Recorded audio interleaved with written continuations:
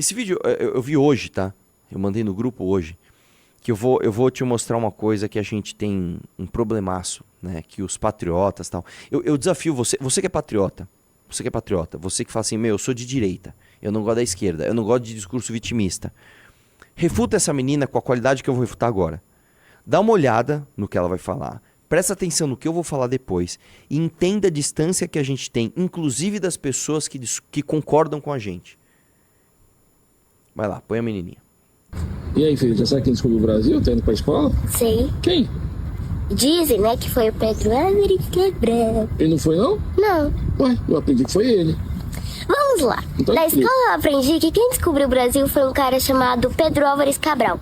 Se ele tivesse vivo, eu faria questão de não fazer ele vivo. O Brasil não foi descoberto, foi invadido e explorado, pendurando a bandeira nessa terra pelos povos originários que chegaram nesse solo há 10 mil anos atrás. Guaranis, Miucus, Catapós, Pinabás, Cataxós, Potiguaras, Chavãs, Uaurás. Liberdade, Pausa identidade, aqui. contraste na... Você já tá falando errado, tá? A menina quer pagar inteligente, já que o pai resolveu expor a menina a esse ridículo. O nome indígena de povos indígenas, você não usa o S no plural. Então você não fala os cataxós, é os cataxó. Você não fala os tupis, são os tupi. E só uma coisa, não é que esses povos estavam aqui vivendo em harmonia, tá? Eu vou te dizer, inclusive, que os tupi-guarani eram povos guerreiros que vieram lá de cima do Brasil, lá da parte mais ao norte, e foram descendo, dizimando os verdadeiros povos originários aqui do Brasil, que não sobraram nenhum quando os portugueses chegaram. Você sabia disso? Você sabia que os tupi-guaranis são povos invasores? Mas tudo bem, essa história a gente conta depois. Continua. de Peruvais mais.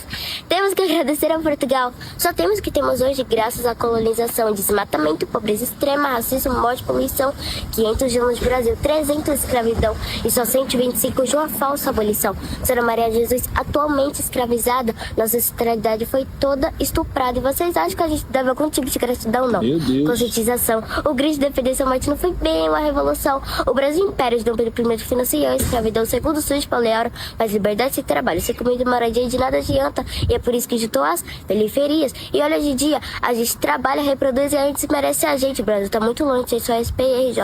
É um país continental. Olha em volta e todo mundo acha que é tudo uma coisa só. Meu Deus, filho. Você me deixou agora Vamos sem lá. palavras. Você que é patriota, você que está nessa manifestação, você provavelmente discorda dessa menina, né? Você acha que esse é um discurso vitimista e é um discurso horrível. Você acha que você vai mudar o Brasil, você acha que você vai transformar a mente dessa menina, né? E desse pai ridículo que acha que esse discurso vitimista é algo bom, fazendo o quê? Acreditando no Padre Kelmo, acreditando no Valdemar da Costa Neto, falando que o próximo presidente do Brasil é o Nicolas. Você acha que é assim que você vai fazer? Não, não é. Eu vou te dizer uma coisa, a gente não sabe quem a gente é. A gente não sabe a história do nosso povo. Você sabe quem foi Bartolomeu Dias? Sabe quem foi Bartolomeu Dias? Então eu vou te contar. O Bartolomeu Dias, ele foi incumbido de contornar a África para chegar às Índias. Qual é o contexto disso tudo? Você tinha na Itália, né, que na época não era Itália, você tinha várias cidades-estado ali, você tinha os genoveses, você tinha os venezianos, etc., onde basicamente você tinha a Rota da Seda. A Rota da Seda era uma rota terrestre que fazia o comércio da Europa com a Ásia. Então, a Rota da Seda era basicamente uma veia gigante de comércio que era muito atacada por ladrões, etc, etc. Portugal e Espanha, que estavam na Península Ibérica, então eles estavam geograficamente mais longe ali da Itália, eles precisavam de uma alternativa para a Rota da Seda. Cara, nós precisamos... O comércio está todo lá, está todo em Veneza. Inclusive, né, você tem a famosa história do mercador de Veneza, etc, etc. Nós precisamos concorrer com esses caras. Como é que a gente faz? Não dá para passar por terra, porque a gente está mais longe e esses caras dominam a Rota da Seda. E nós não vamos entrar em guerra com eles. Existe um jeito. Vamos por mar? Tá, então vamos por mar. Só que ninguém sabia o que tinha lá para baixo. Cara, vamos contornar a África, vamos chegar onde ninguém sabia. Inclusive, algumas pessoas achavam que a África era grudada no Polo Sul. Porque os caras tentavam ir e, cara, não acaba. A África não acaba, cara. Caramba, é muito grande. Então, um cara chamado Bartolomeu Dias, ele foi até como é que é? Não chamava Boa Esperança, chamava o Cabo das Tormentas, que é o final ali da África. E ele voltou. Ele conseguiu passar e ele voltou. Ele passou, falou, opa, passei e voltei. Voltou, chegou lá no rei de Portugal. Inclusive, essa história é muito interessante, cara. Ele chegou, porque o Cabo das Tormentas era basicamente o lugar onde os navios naufragavam. Era um lugar muito difícil de você passar de navio. Só uma curiosidade, um dos problemas para você passar com navio é a baixa densidade da água, que isso ocorre por conta de bolhas de ar. Então, por exemplo, você pegar um aquário, coloca um barquinho de papel em cima, ele vai boiar. Se você pegar um negócio, um soprador de ar e colocar embaixo, você vai ver que vai ficar um monte de bolha, aquele volume perde densidade, então o navio afunda, então o barco afunda. Isso é um dos motivos pelos quais você tem alguns lugares do oceano que navios afundam, porque a densidade é menor, porque você tem muitas bolhas de ar por algum motivo. Enfim, esse cara voltou. E olha só que interessante, tinha um outro cara chamado Cristóvão Colombo. Esse Cristóvão Colombo, se não me engano, ele era genovês, ele era italiano. Eu lembro que ele não era português, ele era italiano. E o Cristóvão Colombo, ele tava falando com o rei de Portugal, falando: rei, me dá dinheiro para eu financiar uma expedição para eu chegar às Índias. Eu vou chegar às Índias. E o rei de Portugal tava: não vou te dar. Não vou te dar o dinheiro. Ele: então beleza, então eu vou lá na Espanha pedir dinheiro pro rei da Espanha. Aí ele foi lá em Castela. Chegou lá em Castela e falou: Castela, eu quero financiar uma expedição para eu chegar às Índias. E Castela ia dar o dinheiro. Aí o rei português falou: cara, o Bartolomeu Dias não volta. O cara não volta. O que aconteceu? Será que ele morreu? Será que ferrou? Bom, chama o Cristóvão Colombo. Pegou e mandou buscar o Cristóvão Colombo lá em Castela. Ele estava lá pedindo dinheiro para o reino de Castela. Cristóvão, volta que o rei vai te dar dinheiro. Beleza, ele voltou. No dia que ele voltou, ele chegou ali pra falar com ele: agora a grana, hein? Agora vem a grana, agora eu vou fazer minha expedição. No dia que ele chega, quem chega? Bartolomeu Dias, no mesmo dia. Não acredito. Vocês me mandaram, já me deram não. Fui lá pedir dinheiro pra Castela, voltei aqui. No dia que eu chego, que eu sei que eu vou ter o dinheiro, o cara volta, meu. Porra, meu. Aí chega o Bartolomeu Dias, passei o cabo das tormentas. O que o rei de Portugal faz? Um abraço aí, Cristóvão Colombo vai questionar tudo lá pra casa do chapéu.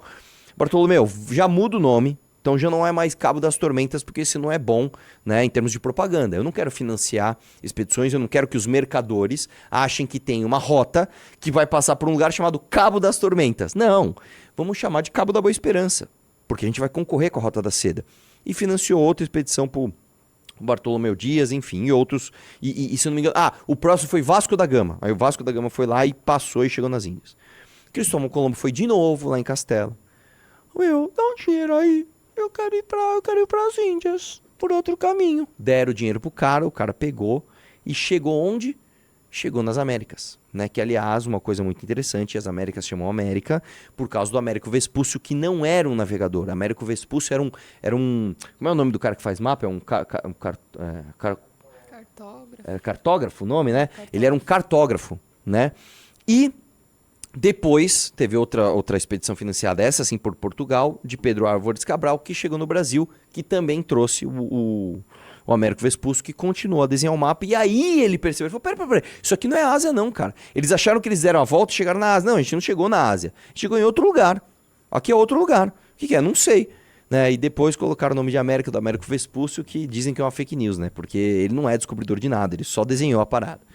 Né? Então, quando uma menina dessa fala assim: não, os povos... Não. Isso significa uma crise profunda de identidade do nosso país, porque a gente nem mistifica, a gente nem torna mitos aqueles que são verdadeiros mitos. A gente não conhece a história das grandes navegações. Nós hoje somos o que somos. Nós falamos esta língua, chamada língua portuguesa, por causa desses heróis, cara. Por causa desses heróis. Esses grandes heróis, eles não são mitificados na nossa história. Pra você ter uma ideia, eu lembro quando eu aprendi na escola, né? Pra mim, na escola, Pedro Álvares Cabral e Dom Pedro II era junto, eles eram brother, todos esses caras antigos aí. Não, cara, tem uma separação gigantesca disso. Gigantesca. E, aliás, isso tudo está interligado. Ela fala de escravidão. Nesta época, onde nem tinham os navios negreiros, porque nem existia, né, a América para essas pessoas europeias, o que estava acontecendo na África? Lá existia um reino gigantesco chamado Reino do Congo. Sabe o que tinha ali? Dominação, exploração e escravidão. Você sabia disso? Você sabia que o Reino do Congo, assim como os impérios americanos aqui, né, antes da descoberta pelos portugueses, eles eram temidos e odiados por outros reinados menores em volta? Quando você tem, por exemplo, aqui você tinha os maias e os astecas. Os astecas, eles eram odiados pelas tribos em volta, porque eles basicamente matavam todo mundo. Inclusive tem uma história de um rei próximo ali dos astecas, que foi prometida a filha dele em casamento a um dos líderes astecas. Ele falou, não, beleza, vai casar com a minha filha, que legal, vamos unir os reinos, vai estar tudo certo. Aí o cara casou com a filha dele e sacrificou ela em nome dos deuses. Então o cara matou a filha do cara. Eles se odiavam, por isso que quando os espanhóis chegaram aqui, as tribos em volta ajudaram a destruir os astecas.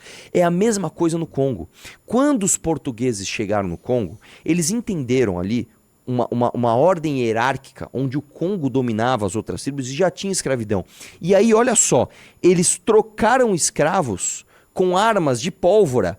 Olha que loucura, quem é que inventou a pólvora? O chinês. Por que o chinês inventou a pólvora? Porque eles tinham medo da ameaça japonesa. Então, tá tudo interligado.